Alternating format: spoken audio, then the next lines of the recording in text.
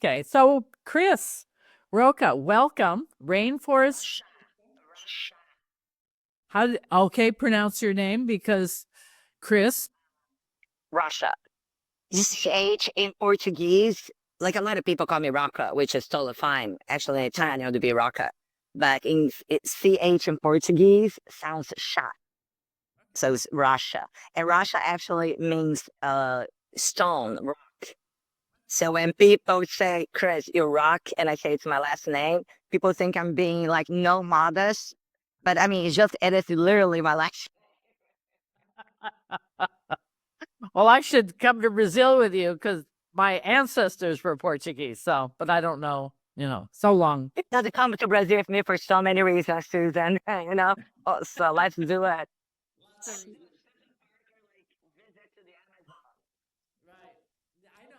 That's on my top of my bucket list. So, you, of course, in fact, I even brought this from my bathroom, my Mm-hmm.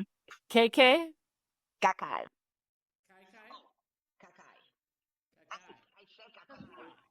I like that. Cacai.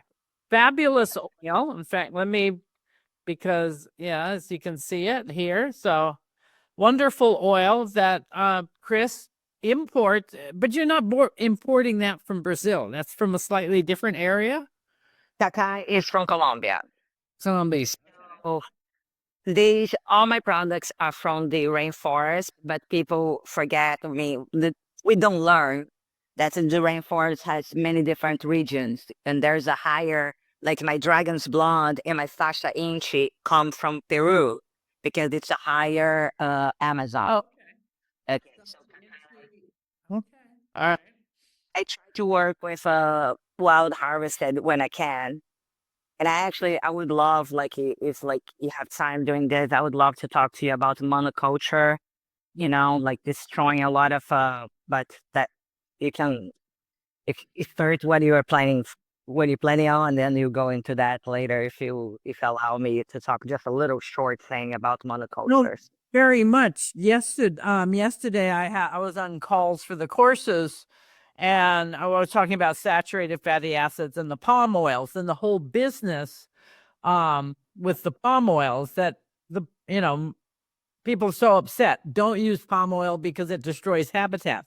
Palm isn't the problem. It's the people that are destroying the habitats. It's not the plant, right? Because the plant growing African oil palm, if it grows in Africa, it's not destroying anything. It's where it belongs. Now, We can talk about that right now. okay, it's monocultures. So tattoo right now, for example, I import cocoa butter. Oh, that I'm never a big seller of cocoa butter because my cocoa butter is expensive. It's also food grade, which I don't sell for food, but it's very good. It's very but all the stuff my cacao cocoa butter was the cheapest butters when I imported. Now it's the most expensive. It's more expensive. Why? Because there was a plague, there was a virus or bacteria, something that happened to the cacao in Africa. Africa is the largest producer of cacao, and they do a farming monocultures. So cacao grows wild. I'm not saying like, oh, let's just all like grow wild, let things grow wild. Actually, acai, cupuaçu, and cacao, and many other different like plants, they are managed. Like they manage them, but they don't do monocultures. What happens to monocultures is it um it makes it easier for something really bad to happen to that plant because at the forest it's all like like all together, work all together. So one plant may have a bug that kills the bugs for this plant. So when you cut the forest and you plant just one thing, that's what you call monoculture. That all that like working together ends, and something like this happens. I mean, people in Africa are buying cacao from Brazil. So the price of the cacao butter, the cocoa butter, uh, is like basically 10 times more than like before this problem. And we're seeing the same thing happening to acai. Like the big business that like have like the popes, like no, that sell popes here. They're doing as a farm. Acai, that part that I go from the forest, the eastern part of the Amazon forest, acai is like everywhere, like native. So there's no reason. The only reason that you want to have your own farm is because you want to hire people and pay less. And it's just like to make more money quicker. But then if there's a plague, if there's something that happens, Yeah. and it's gonna go to the wild acai too. So it's- people had the chance to buy, to pay attention to where it comes from. I'm not saying that everything wild harvest is better, but if you can pay attention to, and the same thing you're talking about palm oil. In Brazil, palm oil is used for food in the northeast of Brazil. And palm oil is wild harvested. We have like wild harvest palm oil. Yeah, because it's a very prolific plant that, I mean, it produces lots of, well, lipids in our context. And what, like like twice a year and multiple years from the same tree. So it's a good use of land. Mm-hmm. But not for plantations in where it doesn't belong. I mean, and that's really um and that's really what we have to, and that's the whole thing of um sourcing sustainably. It's finding people like yourself who are going to import the wild plants and the plants that aren't going to, the oils that aren't going to harm. Well, when you said the acai from the farm, it's going to, if there's a problem, it's going to spread to the wild, and that's really a concern. And not only that, so first they cut a part of the forest just to plant acai, which is bad. And also they take the people from their homes. Like you can, I know a lot of like people from the forest. They have like a small property on the river and they have their own acai. So and the acai season is very long. It starts in June and goes all the way. It's the rain is the dry season in the forest actually. Starts in June and goes all the way to like December. So uh they can hire people and they pay enough. So when you have a farm, you're taking those people that like make money in the backyard from their homes and they have the power of charging. Like that's the fair trade, like not the fair trade, like the definition, the American definition, but the fair trade that we work in the forest is basically they charge what they want. It's always fair. It's not like they are not gonna go, but it depends on like, if you run into that here, depends on the season, depends on how much they produce, depends on a lot of stuff. And when they become employees of like a big farm, they lose that like autonomy, they lose like their ways, their forest ways. So not only for the forest, but for the people, it's also important. That's why I love Burichi and Brazil. It's almost like Andiraba, Burichi, um, Brazil nut. They're like tall trees.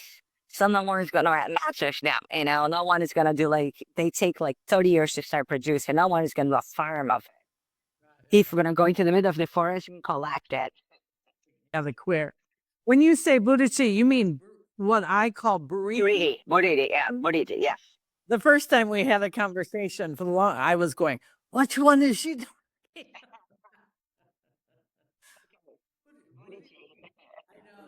It's one of my favorites just because it's intensity of color and the beta carotene and everything that it is in there. Yeah.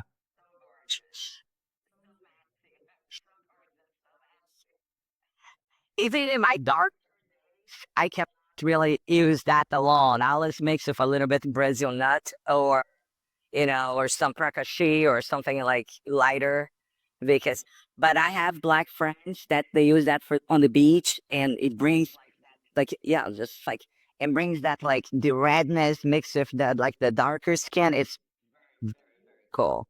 Very beautiful and very protective at full strength.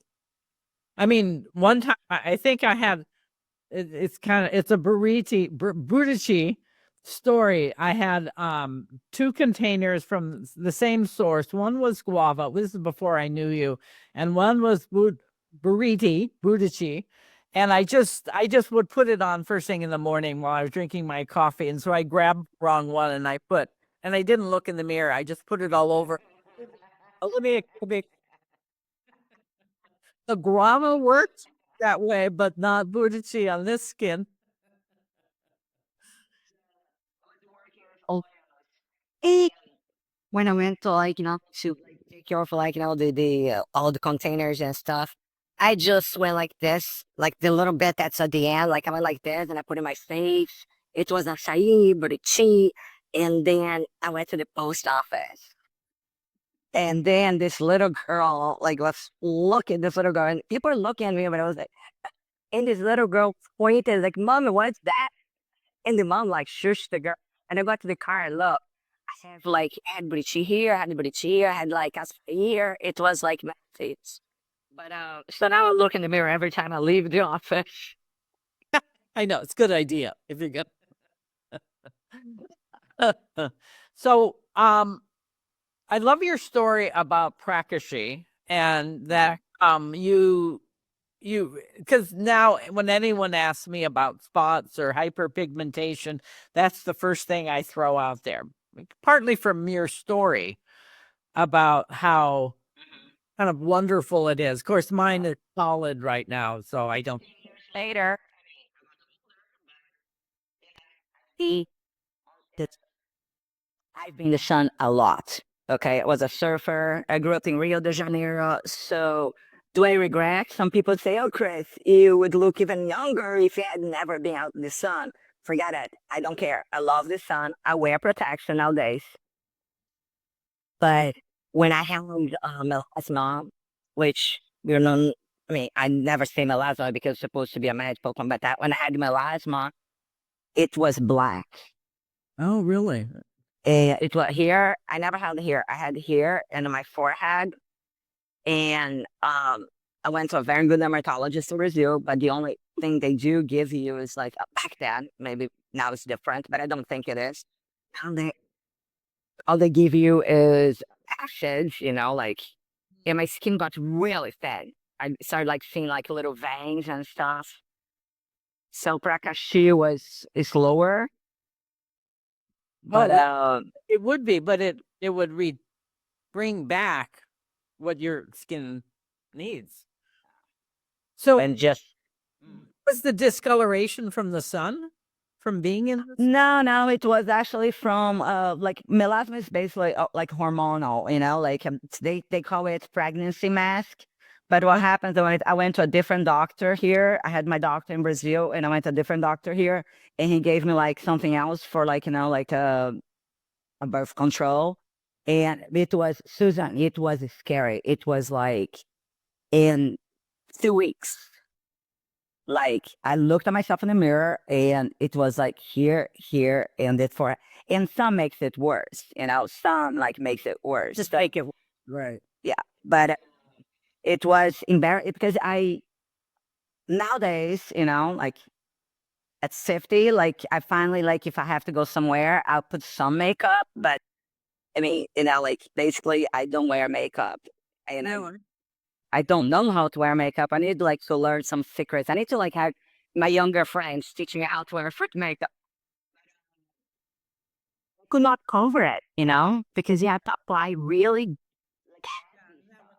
Yeah. Yeah. I started looking down, like looking like I was walking around, like kind of looking down. It was bad. Hmm. But it's gone. Like to say, like I don't know if I'm gonna tell the story super quick. I went to Rio de Janeiro 1 year via Manaus. Manaus is the capital of the state of Amazonas, that the largest state in Brazil. And so when I go to Brazil to the forest, I go to Pará. Pará. Belém is the capital of Pará. It's like eastern. It's like on the ocean, the Atlantic Ocean. So Manaus is the capital, and I was walking around, and this old, like short, like indigenous looking lady grabbed me by my hand, and I stopped there just for one day, and it was life changing. And she grabbed me, and she's like, "You have to try this. You have to try." And she was selling oils, like in like in a little street, like vendor kind of stuff. And I'm like, I don't know about that. And never, it's yeah. Now it's changed, but if you're from Rio, you're from stuff like now, like more style. You don't know a lot of stuff on forests like that have like a lot of people from Rio don't know like maybe like know just 3 or 4 of my oils. So she gave me a Rakashia, I bought it in a plastic bottle, like like those little like like this. And at this point, I had stopped using the acid like twice a day. I was using once every other day because my skin was like getting destroyed. It was scary because I tried like my lady tried to wax. I had a lot of hair here. She tried to wax it, and like my skin came off, and she almost had a heart attack. So and it took like I showed the difference. She like Christine like in months, like 3 weeks could see that I see that like was getting less dark. And then within like I mean it was like between like 4 and 6 months that I was like, okay, now I can barely see it. That's wonderful. Yeah, some people have tiny patience, and but that was the old life that the discipline to where to use something twice a day, every day. Every day. Yeah. Yeah. Well, just from your story, because I'm somewhat older than you, and I have, I have this one spot up here. So I used it as my practice sheet, and it's kind of there. You can barely see it though. It definitely retreated and got, and it And it's very good for scars too.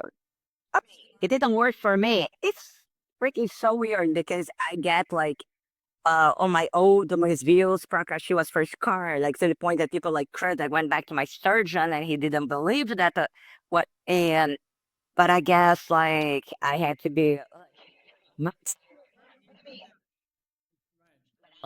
3 days later I was like, having like a beer with my aunt at a bar, like going like this, moving a lot. So I may have been at fault.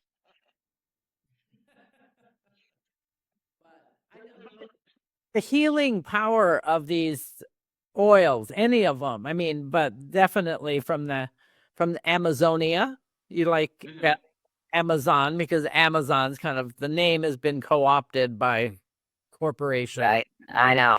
And I like you're calling it Amazonia. Amazonia. Well, I read that's right in English that you can call Amazon. In Portuguese, the Amazonia, it has an accent on the O, like no, like a little accent. But I Googled and it said that in English, in our state, you can call it Amazon or Amazonia. It's not wrong. So, like Amazonia better because like, I'm like, gift not Amazon, just everything's fine. Just gift whatever you want. But Rainforest Chica has a lot of cool stuff.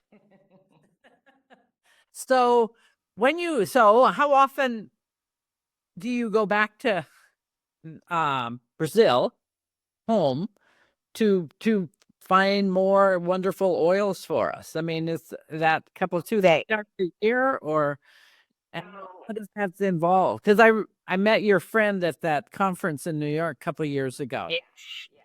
Fernanda.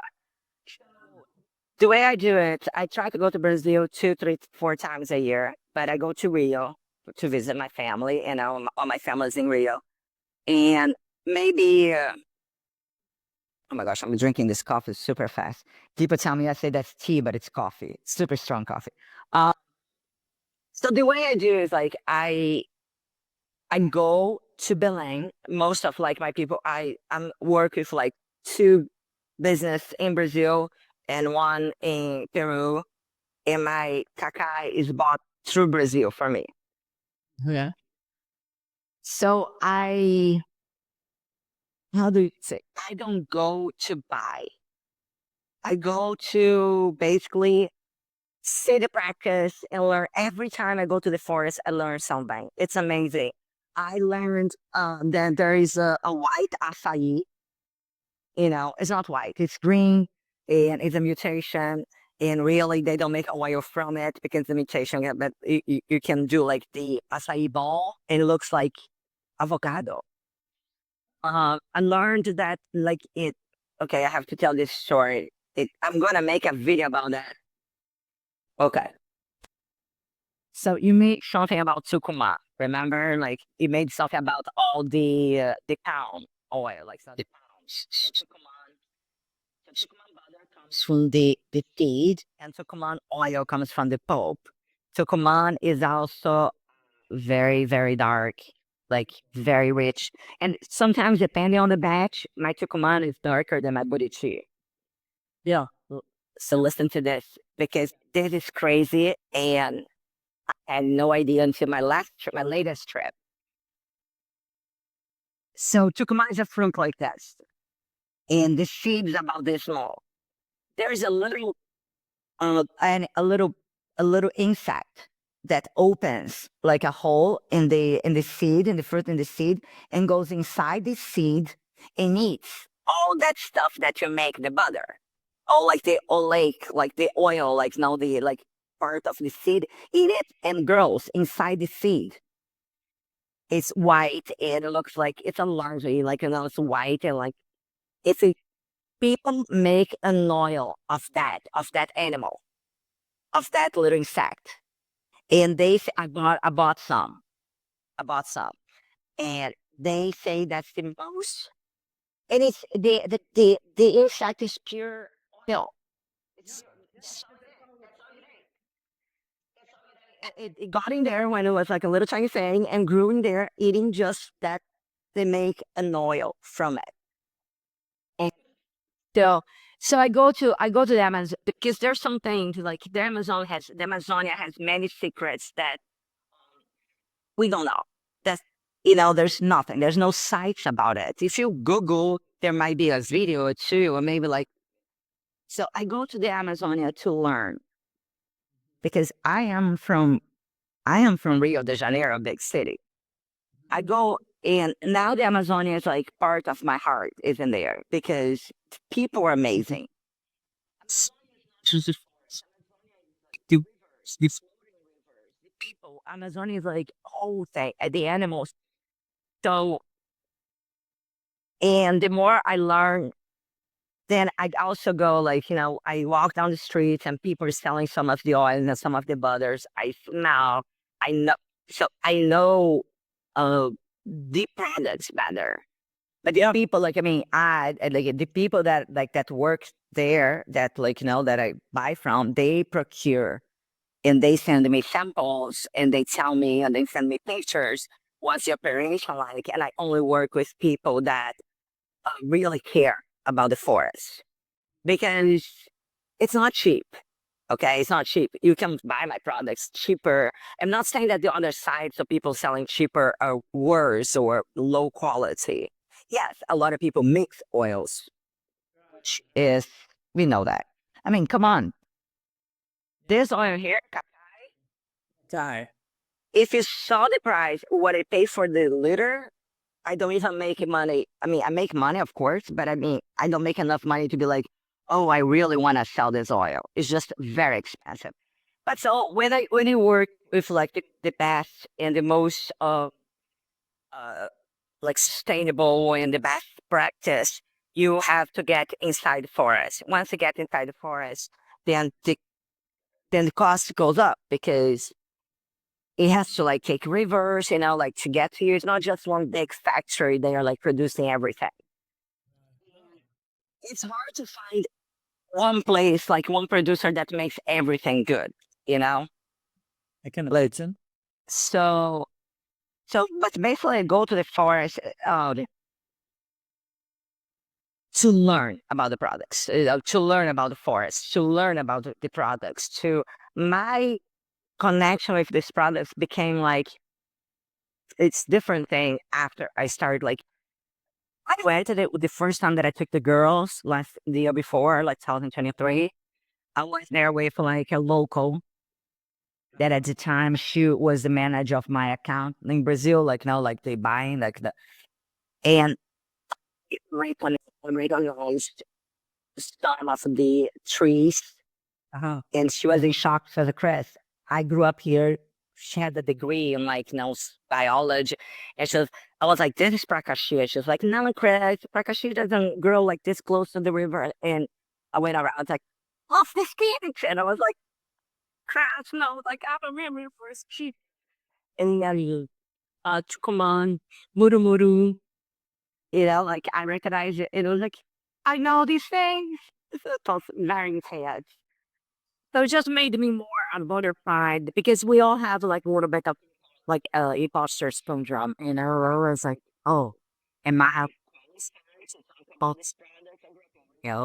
You know, so the Amazon now just makes me more confident of my knowledge and makes me more in love with my products and makes me more aware of the needs of on how good for the forest. Some people still go like, "Oh, crazy shouldn't be taking things from forest." Is either me? They're seeds. But they reproduce. I mean, and it's not it's so No one touched that forest. So that it's no one ever got in there. But if you don't buy the seeds, you're gonna cut the trees and sell the trees. They're gonna sell the land and grow like cattle, you know? So it is what it is at this point. I'm sorry, it's what it is. And of everyone exploiting, because it's exploiting the Amazon rainforest. What sustainable, it's fair trade. So that's the way that we should go. But I don't know. I don't know about the future. well, and kind of taking a very pure stance that you shouldn't take anything out. I mean, we don't live like that. We have to grow crops and animals and whatever it is that we need to live, and the same in everywhere in the Amazon, and those people who live deep in the forest that sell their seeds. um I know it's fun. I think as humans, we want things to be absolutely pure and perfect in some way, and you have to work with with life. What's happening now? We have to work with what's happening. If uh, unfortunately, in most places in the forest, not most places, there are places that they still live the forest way, but they have needs. They need to buy. I mean, in homes that they are. Excuse me. I've been to place that they live the Ribeirinho. Ribeirinho is like the population that lives by the rivers, and they usually have a little plantation, like on the back, like with acai and a couple of like crops, and and they fish, you know, and they still need money. They still need to do something. Like their kids are going to school, and they want in the newer generation, they want clothes, and they want something, they want phones, and they need phones. And so it's not, I mean, I understand that purism, oh, you shouldn't take anything from Amazon, but it's not how it works. And uh, unfortunately, there are some people trying to do the right thing, trying to, use the right, there's a quite a big team, trying to do the right thing, but it's complicated. It's complicated.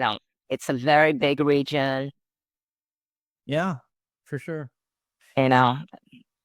It seems to me that because when I first, wrote the book and started to become more and more aware of the oil, people would say, "Oh, but you're going to use up use up the plants, or and they're going to go but they're seeds. The whole point of seed or these types of lipid oils is they're produced by the reproductive part of the plant, and no plant that produces seeds expects every seed to Be free or to become food.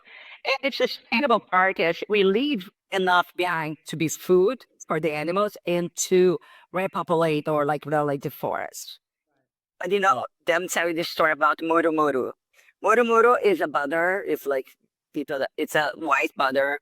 It's called also the vegetable silicone. It like works very well for living, for hair, and for skin.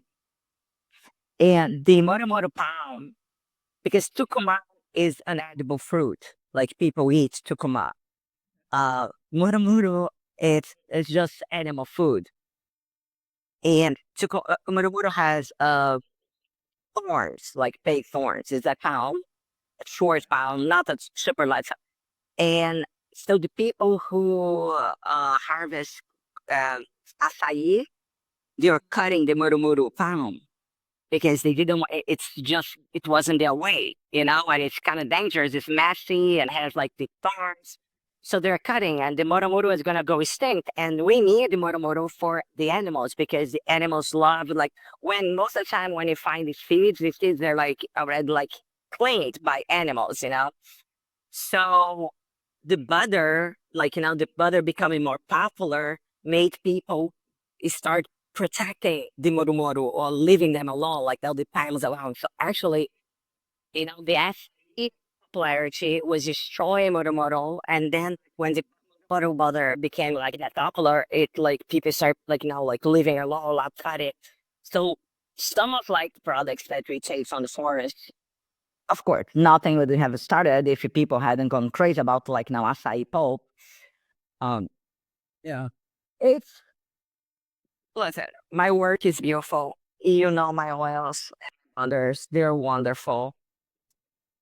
I feel that they're like, I mean, when it comes to fatty acid composition, comes to use, they may be similar to other oils. They may be close or similar, one not even as good as some other oils.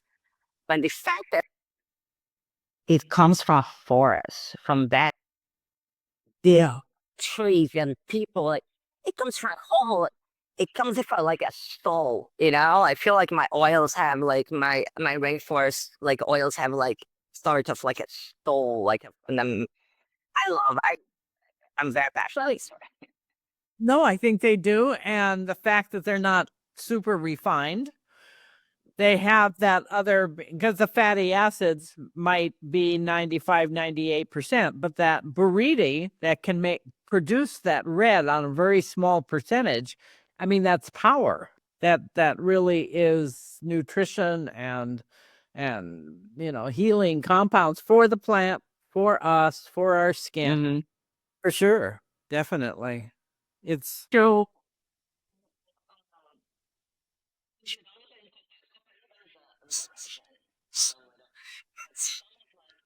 that I sprout that I carry used for for cosmetic purpose, of course. But some of the oils they're used for, like Ajerab and Copaiba, like the people from the forest, they have that in their medicine cabinet. Like now, it's medicine for them. Um, so it's kind of like interesting, like going to like someone's house and you're like, oh, my throat. Oh, open it. They come with like a little piece of cotton, like Ajerab. Open your mouth, like in your throat. So like TK, like your Copaiba. So it's like very interesting. Another thing that's interesting traveling to the forest is like you see different use stuff that we overuse for skin and hair. They were like cooking with it, and they're like, so it's very interesting. I wonder like all these people demonizing palm oil. Like I'm not talking. I mean, like you said, the practice of cutting forests to just produce palm oil is horrendous. But like you said, it's not the plan. Crumble, duh. So if you put your how many recipes are made with palm oil, like in the north, because it was the oil that the slaves, like in the state of Bahia, so so many food, like all different kinds of like dishes are made with palm oil. Um, um, right. wait, like my Katawa and Bacaba, they do eat Brazil nuts, they do eat like even prakashi. So they use a lot of like products for food. Mm-hmm. Oh, in Pequi. You cannot go to certain areas of Brazil and like all the food tastes like Pequi. And my nose is so used to Pequi being like for skin and hair that I'm like, oh my gosh, I'm eating, I'm eating Pequi. No, no. So I have never really kind of tried to taste it, although it's a good way to get to know oils, feel them on your skin. I tell my students, kind of get to know them on the skin, even taste them, a little bit. And so one student, Let it. and I think they should taste a little bit of neem on the tip of their tongue, and they were quite upset with me because it's so terribly bitter.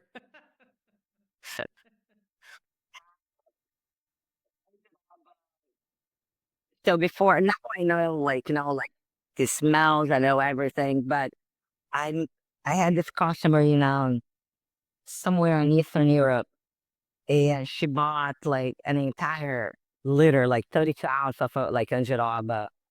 And I can't blame my assistant by the time, but it was my fault probably. I think like I sent her Prakashi Oh, and by accident, but like labeled as angiroba. And it was funny because she's like, Chris, I tasted it and it was not horrible. So it's not angiroba. I was like, oh my God, I must have checked you, Prakashi. Because I felt that there's something was off with like my numbers. And it was many years ago. I was like very small. But so yeah, angiroba, the worst taste ever, ever. But I recommend everyone to picking is the bad taste. no, angiroba is the worst. Oh, and araba. Okay, yeah. Angiroba is horrendous. Angiroba, angiroba is pigani. Huh? It's I think it's related to neem, Yes. which is I don't know if it is, but if it's the user, yeah, and araba. Yeah, but it is. it doesn't smell as bad, but it does. Oh, knees does knees smell bad? I just know. Yes. There. No, I love. So that's what. Yeah, but very healing. Yeah, and there's a variety that's grows in Africa. Karapa is the botanical, but I don't know. So Ning is from Africa, right? Huh? I'm very. Ning is from Africa, right? What is? Ning, Ning, and like the oil that you just talked about. Ning. I don't know how. Like Ning. Is it from Africa? Yeah. I'm not sure. It's no. It could be, but I haven't done that. But there is a relation to the Andaroba Yeah. Africa, which is Tolucana, and they both smell pretty good compared to neem and have similar, very healing properties. Very, very. They're very. And in Brazil, they also use for like an insect repellent, and the the scrub, the bio scrub that I sell, that's made from the seeds after like now the oil is just extracted.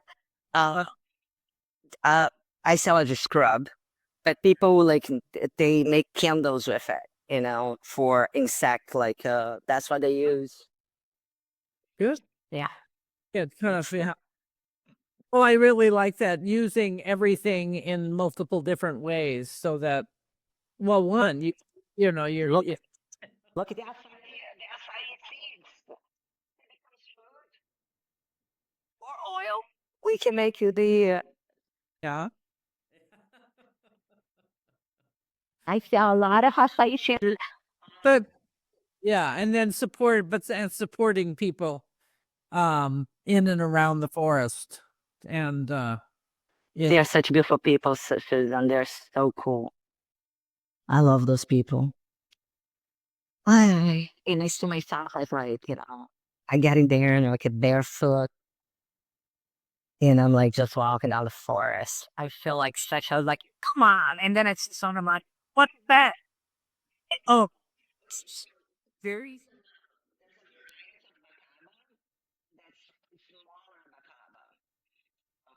In the we every time I go to the forest, I find stuff. I learned stuff that I never.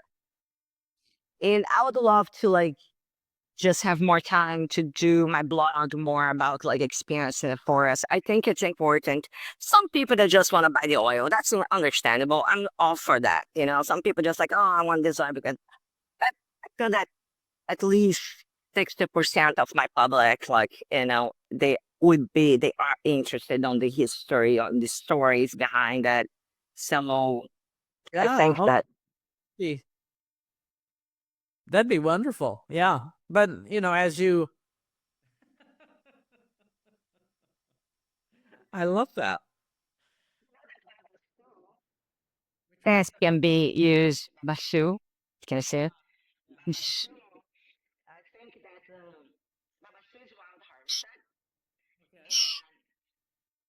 I think like I don't know something like 90% of Babasu they are harvested by women. Hmm. You know, there's a whole group like in the like northeast, northeast area there, and Babasu became like I don't know if they repel like, but there was a law at one point that Babasu became like colony. Basically, cut Babasu, you cannot cut the tree, the pines, and you have to leave your farm open for these women to come and harvest Babasu. So yeah, it's pretty cool. Like you know, carrying oil. Always. They almost like a tribe, like an ethnic group, you know, these women, we call them Suzeiras. There's a name. So this quebradeiras de Babaçu. They breast also. And Babaçu also makes very pretty jewelry, like the seed makes very cool jewelry. So they get the oil. Kind of think of it as a dry version of coconut oil. What do the trees look like? It's a palm. It's a palm. It's a palm. The Babaçu is a little bit smaller like this. They still call it the Babaçu coconut, the coco de Babaçu. Okay. Very quite similar profile. People love this now of coconut, but I think Babaçu is just like easier to use, you know, like for hair and stuff. And our coconut nowadays, you don't know where it comes from. You don't know, like, you know, we don't know what practice are being used. Listen, a lot of people understand, a lot of people, they don't have the means or the time to worry about these things, okay? Like, you know, where it comes from, if it's like, if it's causing any suffering, if it's causing like, but if you have, not everyone can go to supermarket and buy the $10 milk because it's in the restaurant. I understand that. Mhm. But if you have the means to at least research a little bit and see where it comes, like, you know, where your product's from. If it like the people collecting that product. In Brazil, we believe in energy too. We believe like, you know, that like something that's made from that comes from people who are well treated, people who are happy, or at least they're not suffering doing that. It brings like it has that good energy with it, you know. Right. Yeah. Yeah. I mean, you find that in lots of different knowledgeable cultures, not necessarily horse. Yeah, but but hopefully, this will run its course and so so when's your next trip back? Because like a car, the accident, and I had to deal with like you know like some like treatments and pain. Actually, I just got like not the good news that I wanted about my hip and stuff. But so I didn't go to Brazil for the New Year's and Christmas and New Year's like I used to go. So I'm probably gonna go next month, like in March, and I'm gonna do Rio and Ballet. Going, yeah, I'm gonna go. It's gonna be a short trip. Like the longer trip to Berlin is gonna probably be in September because this time, okay. So the forest has a dry season and a rainy season. The dry season is it starts, you know, like in June and goes into December. And the funniest thing is the people from the forest, and if, even from the city, not just forest, but people that live in that area, they call it summer and winter. Has no correlation. There's no relation to our real like seasons, you know, because it's like the seasons in Brazil are the opposite here. So summer here is winter in Brazil, like you know. So But so the dry season is the summer.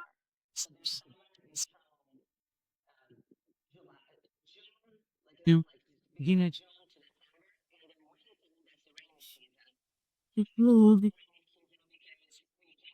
Oh,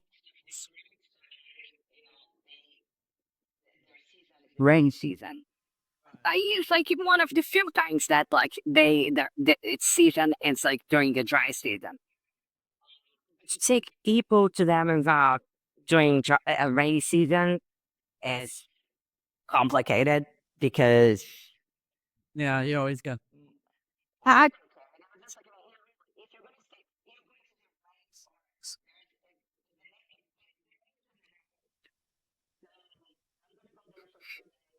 like now in March, probably like and then I'm gonna go again in like August, September, and I'm super excited about learning more.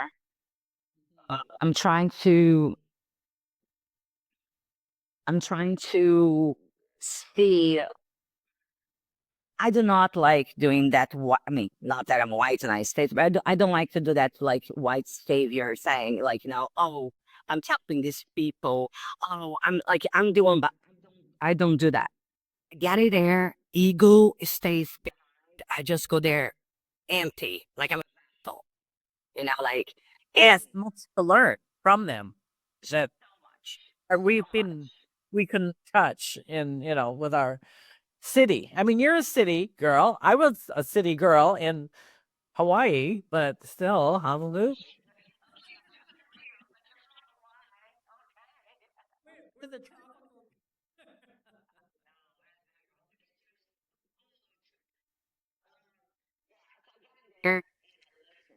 and I love talking, as you can tell, but I listen to them and I sit there and I'm in awe. Like, I'm in awe by it's like it never I mean, some of these people they have some education, like they maybe like not high school, but like up to um and the person who does my jewelry, like my the artisan, she grew up in the forest. She's like like part of her family, like her mom's side is like indigenous. She grew up in the forest. At 9 years old, she was basically sold to someone to be a maid, like given to a family to take care of her. Like they do. And she taught herself how to learn to read and write. Like, when she was 19, 20, she started going out. She went to school. And she has a business now. And she's married to a beautiful man and she has 3 kids. And in a lot of years, a lot of stories, like when you talk to people, you- it's unbelievable, like how they can deal and they can. But a lot of like, I mean, that's something that's very hard for us that like college degree or for understand the importance of this knowledge that like acquired just by living in a place. Oh, Just seeing the rivers, seeing the trees. the respect of the native knowledge. I mean that was part of Hawaii. My dad was born and raised in Hawaii, and even though he pushed college and all this stuff, when he was going to do a new project, he'd call the kahuna in to bless it. And I'm going, Dad? That was this other little piece of Oh, him that's cool. that would kind of pop up every once in a while. So, he was redeemed in the end.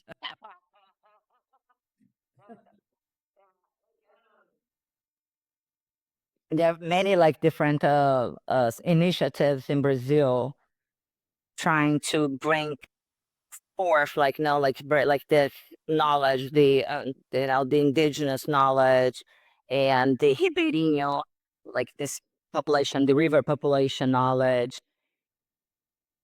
and the art and the knowledge. But it's just so incredible. It's like you we grow up in Brazil more so. If you're middle class in Brazil, you go to college, like so it's just here people more like have a choice or don't have a choice to go in Brazil, like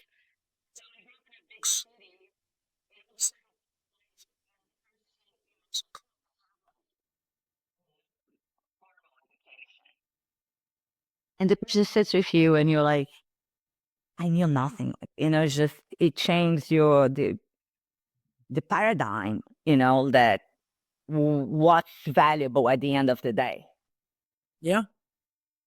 Yeah, and as valuable as certain amount of book learning in, if you stay there and don't supplement it with life experiences and learning, it doesn't hold up, I think, over the long term. You've good. I mean, important. Yeah. Maybe, like, I feel that also like traveling, by traveling, if you travel, real travel, like get in there, have an open mind I think traveling takes away from that little, that little cocoon that like that. I mean, grabbing real surfing. I just wanted to like talk to the like I had like my little. Really. And moving to the United States is pretty like humbling, because all of a sudden you go from like being like this middle class, good neighborhood surfer, to being like, oh, the immigrant, like, I mean, because brown people cannot use expat, I guess. But it was, I don't know. It's just, I don't know. Sometimes I'm like, what could I do? Travel.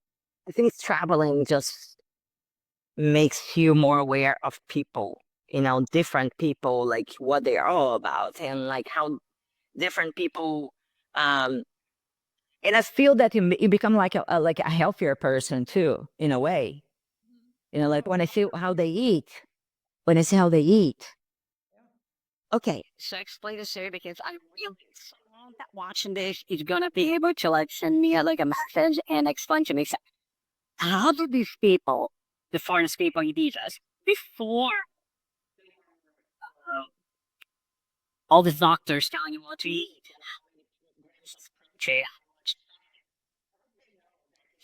Oh yeah, Steve. And Peter's eldest forage is amazing. So the dry season, it was the season that they didn't have all the other fruit. They have acai. That's a superfood. Acai has everything basically you need. And you still need some protein. Acai has some protein, but not like, so they eat fish and acai. Well, they do many other things. I'm saying back in the day, like the indigenous, and so how do they know that acai has everything and let's just put a piece of fish there? They love it. They eat the acai. So the acai in the forest is not the acai that we have in Rio or the United States. It's full of like sugar with fruit on top and granola. It tastes look like, I don't like that anymore, but so they just basically like they get like the fruit. That's not a berry, by the way. They get the fruit and they put like, it's basically think of a blender but without the blades. Okay. So it's used to like separate like the pulp from the seed. That's why you get it. And they mix water. So there's three types of pulp. There's the thin, the medium, the popular. The thin is popular, and the medium and the thick. The one that they export to the United States that you buy frozen is like thin, to add banana stuff to it. And they eat that like during with their meals with like spoons. So basically, the piece of fish and like, but yeah, they eat rice, they eat beans, they eat like different things. But it's interesting that acai, the season of acai is a dry season where when they have no the people who live in the forest, not people closer to the city, they had nothing else. Okay. Like burichi and in Brazil, like nothing. It's like so this amazing. Oh, I've I've spent days just eating acai and fish, and I feel like I'm a local. Until I say a spider this big, and I'm like, what does that do? Nothing, Chris. Just looks at you. Okay. The bugs are big. That's true. I forgot. We don't have big bugs.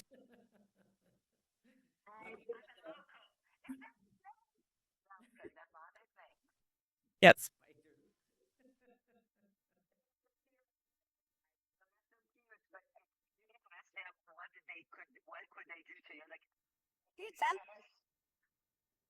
Not venomous. That's good. Yeah. No, they're this big. You can get allergy from the little hair they have. You can get allergy from that. So like no, it's a little bit. Would they have a less density? Yeah. Yeah, I remember at this rare. I mean, but legs, but You have done it. You have done it in Hawaii, right? yeah, big brown ones and scorpions. What else? No snakes. No snakes. So To luck it. So, do you mind if I talk a little bit about like the importing thing, how it works? I think like some people ask me about like importing products, like real quick. let's talk about that, and then I'll let you. Yeah, that's really. I mean, we tried it a little bit. I had a friend in Africa who wanted to, and it was a complicated story. But anyway, I got a bunch of African oils, and it's such a job. I mean, it's a whole separate job. So we did it, sold them out, and then we're not doing that now. So that's things. And the ones from Peru, like this, the wild eggs and the oils, not the farmed ones, they need a permission to leave the country. Okay, so they basically need a visa to leave the country of origin. Okay, so yeah, so make sure that you're not like biopirating or then the illegal like so. Dragon's clones is super difficult to like to export. You know, like the government guy goes there once. I think that's very important. Then they make it difficult because not they don't make it difficult, but they really take So that has it's a process. So so they put the products together. A lot of times the products like they so the ones that come from the Amazon, like the Amazon or Amazon, they usually get together in Belen. Some of them come through like by river, and and they get together in Belen. It's not easy to work with the rainforest, with the forest. Okay, it's not like oops, next day is there. No, you have to figure out and receive oils that are amazing, but they're not like filtered that had like a little piece of vanilla or whatever. Like you have to deal with those things, and then all these things like my play producers from somewhere else. So everything gets together in São Paulo. That's the largest airport. In me, I import like I fly my products here. Okay, so a big shipment to me for me would be I'm a small, very small business. I'm a micro business. Okay, a big shipment for me would be like 1,000 kilos, like about 2,000 pounds of different things. Okay, they come by and they get here, so have a broker. Like you have to have a broker. You cannot like try to release it. Like, and the broker takes care of the FDA and takes care of like the customs. So you need to like so the people who export to me sends their paperwork to my broker, and the broker receives the paperwork, and she's amazing. My broker is the most perfect woman ever, and she released it. Um, it's not once you know what you're doing and once you know the right people, it's not a super difficult process. The price go crazy because of seasonal and like the price go crazy. 1 year, I didn't notice that like my bakery had like gone up in price. I was actually selling my bakery at a loss. Okay, so starting your business with like importing things, it's it, in the wild harvested it's another process because you don't know what you're receiving. Sometimes you can the pictures, but you don't know what actually is. Right now, I have two kinds of like mono, two kinds of chocolate. Not gonna market because they're darker. They're from different areas of the forest. It's hard to teach people you are awesome because you teach people that like our side products have like all the advantages with convenience. What I'm doing is I'm also working for larger quantities, like now, like for business, but it's straight from Brazil to them, like larger, like I mean, 20 kilos or more of like certain things, certain things. just because Canada, just to avoid some of like this moment of discomfort that you're going through that you don't know what's happening. But is it worth it to have a small business? Some days I don't think so. Some days I think that I mean, man, just like let me get in my car and go to work and have a buzz, yeah, like me a couple of times, and that's it. Because you never turn it off, and you know that. Yeah, but what would you? I mean, no, that's not. Those are the few low spots, but you couldn't stay there. It's difficult. It's really difficult. I mean, like it's difficult to just. It's a constant. I don't have that much help. It's a constant think about. And even if you have like an amazing day in sales, you know that means that everyone decides to buy that day. And this days are gonna be really bad.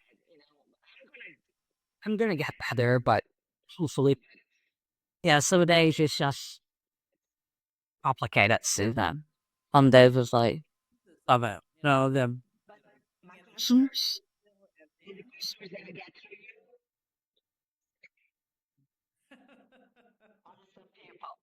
we love our oils, and we like true oils, and sustainably brought brought in. Little- Yeah, and nature and all the right things. So yeah, yeah. I love like people come to me like they're so proud. They're like, "Hi, Chris.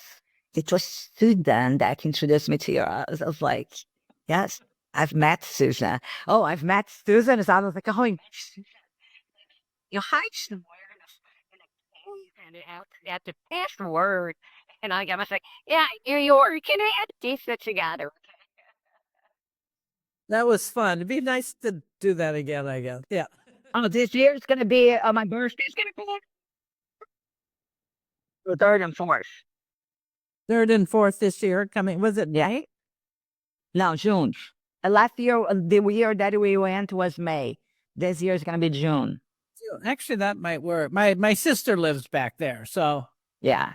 I had to go back, and I'll have to go back again. So So people, meet us. Meet like Susan. Let's go for pizza. I know we could do a whole thing, kind of just in the corner of that conference. We could have a meet up. We should think about that. I thought about like doing that area, like because now that I'm like think about bringing like different. I really want to work with the Tonka, So I'm around. Let's talk about that. Yeah, I mean that's like sometime in the future. Yeah, So that was wonderful, and have a time tomorrow, and hope everything goes well. So great. Thanks for talking with us, and we'll share this far and far and wide, so everybody. yeah. Ah, but thank you, Susan. Love you. Thank you.